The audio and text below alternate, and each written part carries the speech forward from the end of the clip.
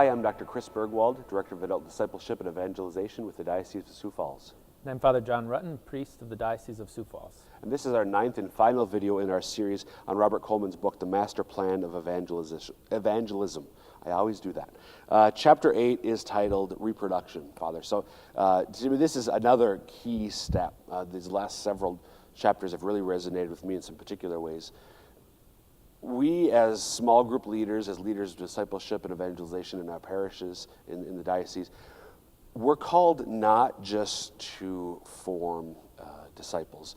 We're called not just to form lay or ordained apostles, so to speak. We're called to, in a sense, clone ourselves.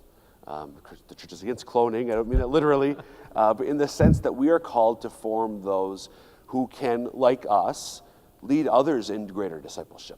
We're called not to just make disciples, but disciple makers. So reproduction, reproducing myself, so that if I keeled over dead, somebody could step in, or if my job transferred me to another state or another town, that somebody could step in, that the people that I am working with and forming, that God has put around me and in my midst, that we are walking together, and that they are then able. So it's not always just, the idea of the master and apprentice, that can be taken too far. It's not, I'm so much, it becomes a walking with at some point, hopefully very early on, where somebody else can then, again, whether it's in our group or they feel called to lead and form another group where they become a disciple maker themselves. I think you hit on something very important, because what do we want to do? We want to quantify something.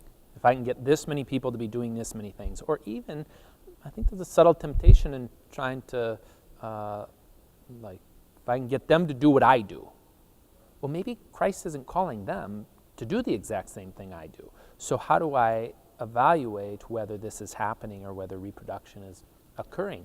And I would pose that you might be right.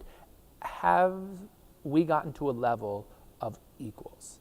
Right. Have we come to a place of friendship where we're walking along with, and they might look to me still in a certain degree of authority or wisdom or something because of the relationship, but in the end, they've received something within, and they now are united and are living in the Spirit in a way in which they no longer need the same things from the one who is discipling them.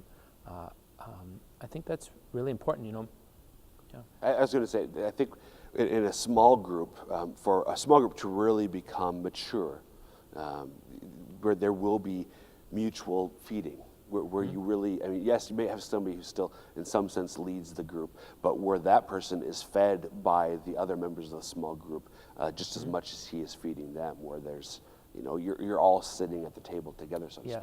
Yes. And that really, the idea of bearing fruit, that my work in the group as the leader early on, and again, in some sense, perhaps throughout, but that it's bearing fruit in their lives. But that might not, as you were saying, I think not a cookie cutter thing. It might look differently in their life. It's life. Do they have life to the full? I have come that you might have life, and life to the full. Do they have life to the full? And life to the full means that Christ, I have become another Christ. Christ in me is touching up against other people. And I've become aware of that. Right. Because I'm aware of how he touched up against me and how he revealed himself to me through my leader. I'm aware, wow, this person was impacted by this thing I did. I particularly can see it in the sacristy with servers. Okay, you have an altar server, and you can ignore them, okay, and you'll get the results. You can train them, and you'll get robots, or you can disciple them, and you'll get independent servers that know what they're doing. Right.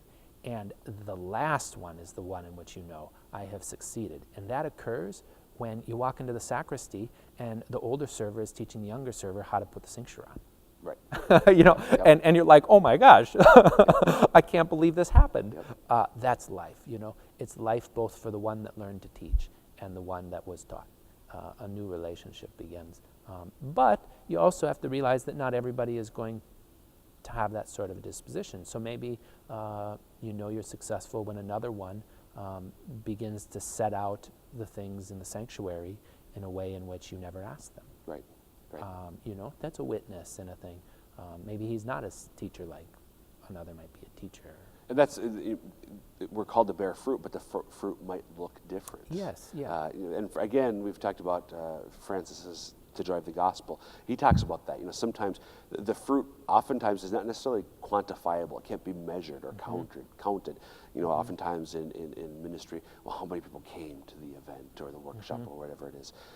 We're called to be obedient and faithful and do everything we can, but sometimes the fruit is born around the world. God will use our sacrifice, our work, love, to bear fruit elsewhere in a place, a way that's not visible to me necessarily. Yep.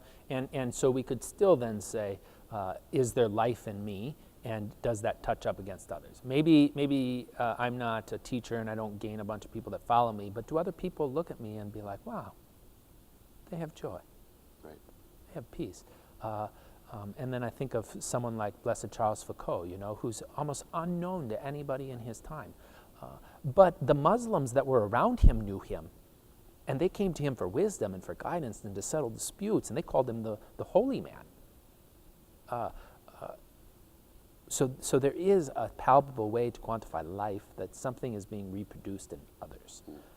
But it doesn't always look the same, and this is the charisms of the church. This is why we're all called to particular vocations, and individually and uniquely God has created us. And he has called us each in the Master's plan to be a part of something far greater than we can imagine.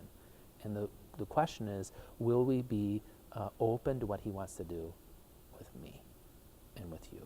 And if so, then will we give that away? And trust that the Spirit is the one who will reproduce in others. It's not a human endeavor. It's a divine endeavor, but a divine that has become human. And Christ is in us. Amen. It's the Master's plan.